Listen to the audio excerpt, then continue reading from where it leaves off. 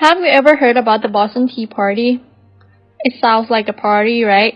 But actually, it is a history event that leads to the American Revolution. So in order to know what happened in this event, we have to go all the way back to the French and Indian War.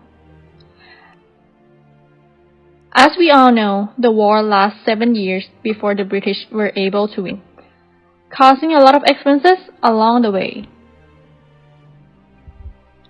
Therefore, to help the British pay off the enormous debt from the 7 Years' War, the British Parliament voted to levy new taxes, resulting in the establishment of the British Act imposed on the American colonies, such as the Stamp Act, which was the first direct tax placed on colonies. But those acts brought the unfairness to the people, and guess what happened next? Yes, the boycott and the protest. British, on the other hand, conceded to repeal the act yet came up with the new but old series of it on the recommendation of Charles Townshend, the Chancellor of the British Exchequer, which is the Townshend Act that will consist of another collection of acts. The New York Restraining Act, the Income Act, the Indemnification Act, and the American Customs Commission. These will basically place even more taxes on the colonies.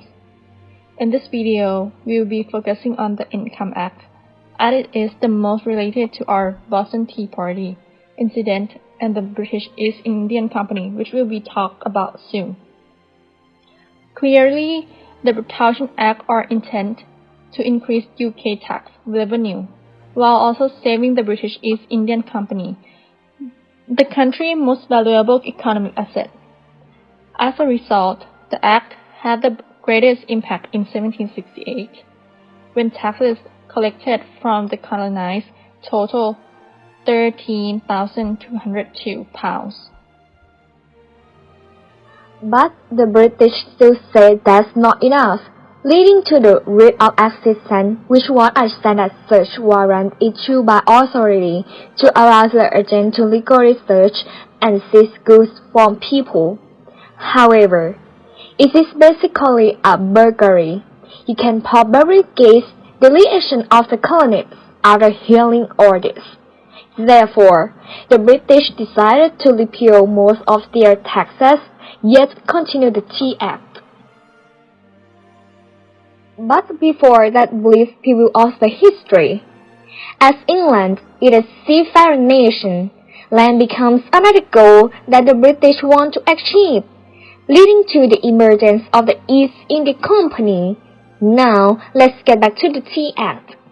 As can be expected, the situation right now is not going well. The British will now be hopeless, cannot do anything other than repeal most of the acts. But as you know, the silliness of the British will unbridle them to continue passing the Tea Act, which is the act that directly imposed tax on tea to aid the financial crisis of the East India Company. And the problem here is that the colonists will have to buy tea from British East Indian Company only. But not so fast. Tea was not the only thing that being taxed on. The wine, lead paper, glass, and the paint were also charged, as well through the aforementioned Income Act. Oops! Monetary alert! This will make some colonists decide to refuse to drink tea from the British, and as the tea from East Indian Company tastes like, some then have to smuggle the tea from the Dutch, and the situation will become even worse, since the Tea Act allowed British East Indian Company to cut out colonial merchants and directly sell tea to the colonists. Leading to the start of today's show, let's welcome the Boston Tea Party. Now, as you already know the why, let's come to the what. What happened at the Boston Tea Party? Starting with who? Groups emerged by the irritated Bostonian citizens in response to various actions that the British had done to them. and the British lovable East India Company and its Tea Act, however, was the most intolerable for them, leading to this famous Boston Tea Party, and the star from this event is a group called the Sons of Liberty, with the leading leaders beginning by Samuel Adams, who organized the event, followed by John Avery Jr., Thomas Chase, Thomas Craft, Stephen Clevery, Benjamin Yates, Joseph Field, John Smith, George Stroud, Henry Bass, and the Mystery's ninth member, while the second star is the Daughter of Liberty. The duties they both play are separate, as the sons will take on the role of strength, while the role of boycott will be taken by the patriot women of Boston, the daughters. The Boston Tea Party turned out to be more like a depressing party, since the story was much more dramatic than it appeared, as the angry Bostonians refused to let any tea ships unload their product. By the way, fun fact, it is illegal to leave the harbor without unloading the tea. This led to the iconic Mohawk Indian Tea Raider, but the profile behind the scene meaning from these actions is much more than to disguise themselves. They are identified with the American continent as opposed to the British. And here comes the night, 16 December 1773, the tea incident that formed a nation.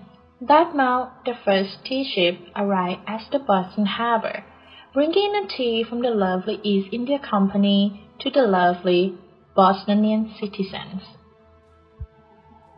Friends, brethren, countrymen, that were the blacks, the detested tea, shipped for this port by the East India Company, has now arrived in the harbor. The shout acts as an alarm and invited the Bostonians to gather at the Old South Meeting House. 5,000 attendees, so called the body of people, voted that the tea should be sent back to England. Meanwhile, another secret meeting was held by the leading members of the Sons of Liberty and Samuel Adams. We should dump all the tea into the sea. There shall be no more fish in the ocean, but tea instead, as it was illegal to leave the harbor without unloading the tea first. Over the next few days, 2 more ships carrying more tea sailed into Boston harbor again, the Beaver and the Illinois, and as always, the tea remained on the ships, and the ships remained in the harbor under guard. 16 December 1773. One of the captains of those ships reported that I could not leave if my cargo was still on board, and this gave Samuel Adams no choice. He then rose to shout, "This meeting can do no more to save the country," as a secret signal for the party to begin. A group of men dressed up as Mohawk Indians walked past the meeting house, and several attendees followed them to where the tea ships were docked. The process was peacefully and smoothly done. About 100 people in disguise boarded the tea ships. 342 crates, holding over 90,000 pounds of tea, were cracked open and fed to the poor fish. None of the ships were vandalized or damaged, except the loose-leaf tea in the crates that got dumped into the harbor. The participants then dissolved back into the unknown, like the tea in the ocean. The ocean was filled up with tea, as if there was an underwater feast that is serving 18.5 million cups of tea for the mermaids and her fish friends. This tea incident also solidified Boston's reputation as a city that will not submit to injustice.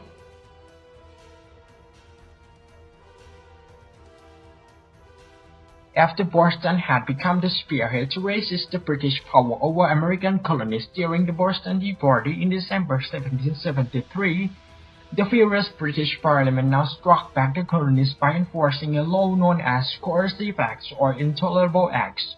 The acts forced the colonists to be under the direct control of King George III, and one of the acts was the Boston Port Bill, which was the direct opposition to the Boston Tea Party. as the act was easiest to enforce among the coercive acts. In March 1774, the British Parliament enforced the first Intolerable Act, the Boston Port Bill, to close Boston Port down as well as require Boston citizens to repay the British East India Company to chastise the disobedient colonists. King George III appointed General Thomas Gage as the governor of Massachusetts in May 1774 before the Massachusetts Government Act undermined the charter that led the colonies to govern themselves. This was another move signaling Boston citizens that the British Crown was going to strike them back with martial law. After Gage had been appointed, he closed down the ports of Boston and Charlestown by having British navies besiege the ports. Accordingly, a lot of merchants were terrified by the law, and any kind of transactions involving any activity in the port was seized immediately. However, there were several exceptions for any business that had to do with the king, his army, and anything in his goods. Yet there was a group of merchants trying to convince the British to ease the act, but they failed. As a result of the act, the customs office in Massachusetts was moved to Salem, allowing commerce to continue but bypassing Boston. Moreover, after the act was enforced, the British Parliament hoped that Boston would be isolated from Massachusetts, Massachusetts from New England, and New England from entire North America, to prevent the colonies from unifying and rising up against Britain. However, the result was not what the British expected. Conversely, Americans in other colonies shipped supplies to Boston and formed provincial congresses to resist the British. The act also indirectly led to the First Continental Congress to consider united measures of resistance by allowing other colonies to support Massachusetts. And the outrage of the colonies caused by the laws eventually became the strength to revolt in 1775. In American history, especially during the Revolution, both terms refer to the patriots who supported the Revolution and those who remained loyal to the British Crown. The Whigs or patriots refers to those colonies who rebelled against British control and insisted that they must have representation in the British Parliament during the American Revolution. During the Revolutionary War, the patriots, including Samuel Adams, Thomas Jefferson, Alexander Hamilton, John Adams, Benjamin Franklin, and George Washington, sought to declare their independence from the British, since they believed in the political philosophy of republicanism. Several historians suggest that there were about 45% of the colonies who supported the patriots, and 15 to 20% supported the loyalists. However, in the end, most Americans decided to join the patriots or loyalists depending on which side they thought would be best promote in their interests. For example, a small number of elites were likely to remain loyal to the crown, while a large number of farmers joined the patriots. On the other hand, the Tories referred to the colonies who were loyal to the Britain.